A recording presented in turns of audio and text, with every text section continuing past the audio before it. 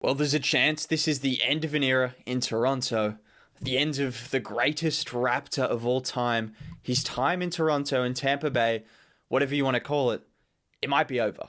It's a chance. Now, I'm not saying that's definite because obviously there's nothing definite in this league. Some part of the organization thinks it's time to move on from Kyle Lowry, and you can see obviously the premise of what they're saying. He's now 34 years of age. You've got a lot of young players coming through, which we're going to talk about, and why it might be suitable for Kyle Lowry to finally leave Toronto.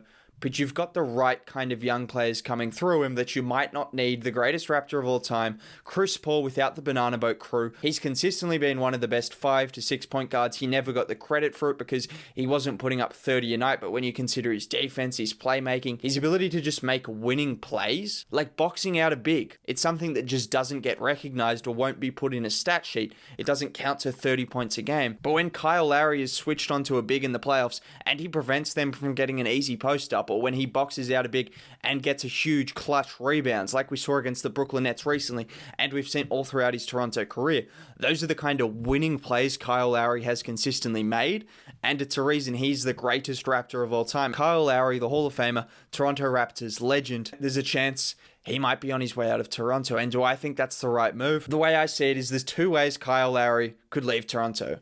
Pretty obvious the way I'm going to put it, but I'm still going to say it anyways. Obviously, if he were to request a trade, which I think would be kind of a mutual coming together, where they would say their thoughts and the direction of the team going forward, and whether he fits into or if a team were to come with a really good offer, a contending team, because I don't expect them to ship him off to some terrible team. I think that would be disrespectful. I don't think that's what he'd want to do. Maybe a team that's on the fringe, maybe. If they can agree to that, then maybe, but I expect a contending team to come in with a solid enough offer, and if that were the case, then that would also be another reason for him to get traded. Now, before I get into a bit more detail about all of this, if you could drop a like on the video and subscribe to the channel. I make content like this every single day, and doing so, it just really helps out how the video goes. So if you want to see more of this, subscribe, it's free, and also liking the video would really help, so that would be appreciated. Now, if you had have asked me about a Lowry trade at the start of the season, given the expectations, given what I thought of the Toronto Raptors, which was quite highly because obviously they were such a fantastic team during last season's regular season, basically the expectations have changed. I don't think the Raptors are as bad as their record suggests. And their record doesn't really suggest they're that bad, because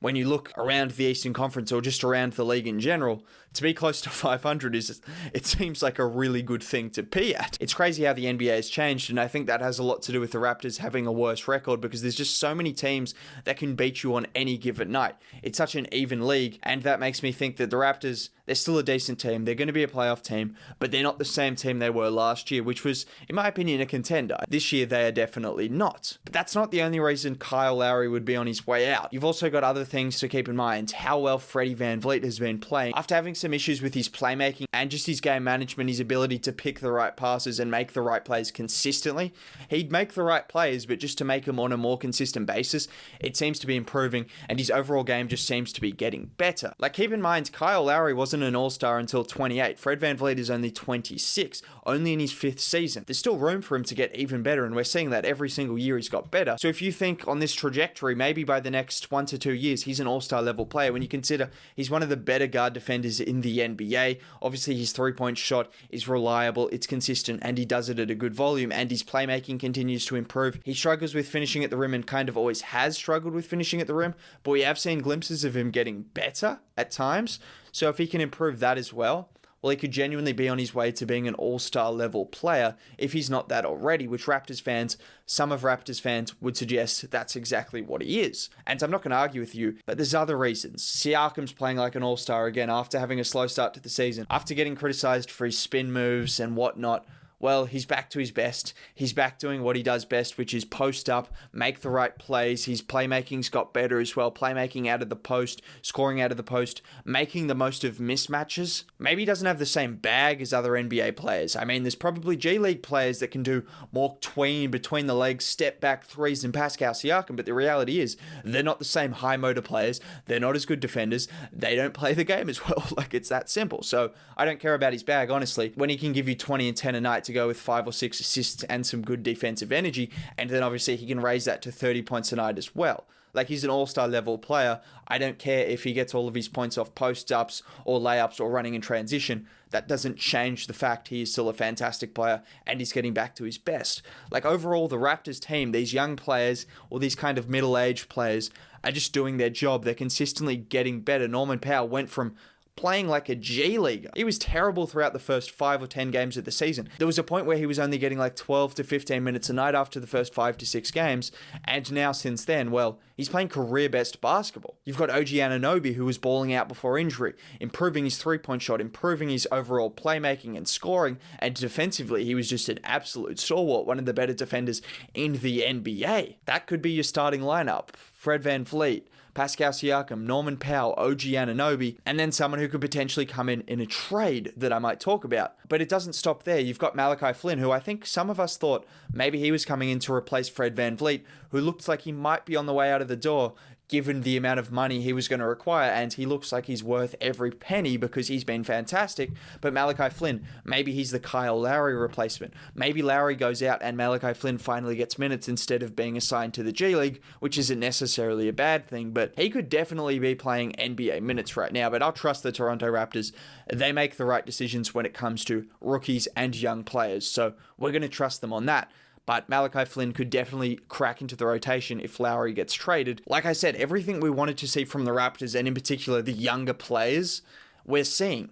Sure, they're only 11 and 13. Sure, they're 8th in the Eastern Conference. They started the season really slowly. They're not a championship contender, but they're still definitely one of the best 5 to 6 teams in the East, and a team that you wouldn't want to face in the first round. So I think that's the perfect kind of scenario for you to trade Kyle Lowry, because obviously he's now 34. He's in his last year of his contract. You're not going to be a contender, so there's not too much reason. VanVleet has had all of his tutelage under Lowry. He seems like he's finally blossoming by himself. He doesn't really need that Lowry mentorship, although that wouldn't be bad by any means, because you can still learn from the Raptors' GOAT. But at the same time, Fred VanVleet looks like he's ready to spread his wings, and he's already doing so over the last 10 or so games. And then Malachi Flynn can probably learn from VanVleet, etc., etc. I think I've established that the time is right for a Lowry trade, but is the situation right? Is there going to be a right offer? Because let's not kid yourselves. I've seen some ridiculous people say some ridiculous offers because they think the value of Kyle Lowry isn't that high because he's 34 years of age. Do I need to remind you what Chris Paul got last year? With 2 years left on his contract, a contract that was over $10 million more a year. And like I said, I don't see them as much different players, particularly now in their careers. If anything, Lowry's probably a bit better. Maybe very similar players. So Chris Paul got Kelly Oubre Jr. in a trade, Ricky Rubio, a first-round pick from 2019 and a first-round pick going forward. So 2 very solid players. Oubre was coming off a career year. Rubio was coming off a very good season as well. Ty Jerome was a first-round pick and then a first-round pick. So 2 solid role players, 2 first-round picks. That's what you got for Chris Paul. Now, you probably have to take off a bit of value, obviously, because he's in an expiring contract as opposed to locked in for 2 years. And just the market sometimes isn't always the same. You'd have to think at least 1 to 2 solid role players and probably a first round pick for Kyle Lowry. I think that's reasonable. I think that's what you'd expect. Raptors fans might think that's not enough, but the reality is that's probably what you're looking at for someone on an expiring contract and is 34 years of age. Now, you've obviously got the obvious destinations. You've got the Clippers, Philly, and the Heat.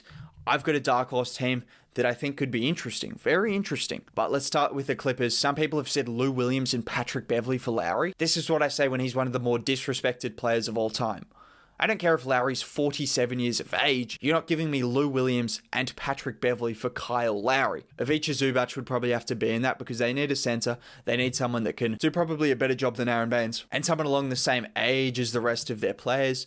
He's a solid player. I think he could do well in Toronto. I mean, Luke Kennard or someone, who do you get from the Clippers? They don't really have anything. That's the issue. He's going to make them the best team in the league, in my opinion. But the Raptors aren't giving him up for nothing. So the Clippers, I don't know if they're going to be able to get him. They're going to have to give up, Luke Kennard, Ivica Zubac. They don't have any first-round picks. I don't know what they're giving up. The reality is I don't think the Clippers could make it work. Philadelphia have a bit more to offer. They've got the likes of Tyrese Maxey, Matisse Thybulle. They've got a couple of first-round picks in the bag. They've got Danny Green, who's got a solid contract and is a solid role player who Toronto fans like, and he fits the team well. Like, Danny Green could come in. You could flip him for an asset. The Philadelphia 76ers actually have some decent assets and could definitely make a move.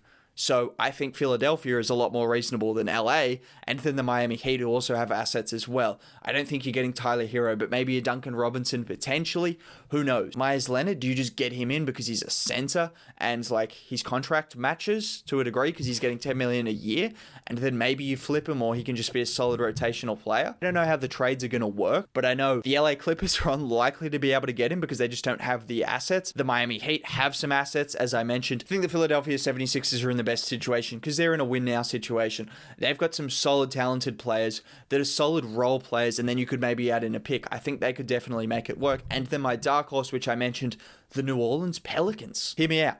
Hear me out. I know I said Kyle Lowry wouldn't be traded to a place he didn't want to go, and if he doesn't want to go there, then that's fine. We'll just scratch this. But at the same time, they're looking better. They're a promising team. You've got Zion Williamson. You've got Brandon Ingram. You add Kyle Lowry to the mix. All of a sudden, this is a playoff team. This is a very exciting team. Maybe he comes in, he gets some rejuvenation playing alongside guys like Zion and Brandon Ingram. I mean, they're so talented. And then on the Raptors' point of view, Steven Adams, I think that would be a good fit for Toronto. I really like Steven Adams in Toronto. I think he's locked up for several years. He's not too old. I know they're trying to go after Andre Drummond, and maybe they think they get Kyle Lowry for someone else like a Sixers offer, and then they can get Andre Drummond in free agency, and you maximize all of your gains. If you can't get what Philadelphia is offering, to get someone like Steven Adams, Lonzo Ball potentially. I know they got Malachi Flynn, but a point guard, maybe. Would they be willing to let go of Jackson Hayes? I don't know. And then Aaron Baines could probably go the other way. Maybe the ability of Baines to stretch the floor. Maybe that's enough for the Pelicans to think, oh, if we bring in Baines, we bring in Kyle Lowry,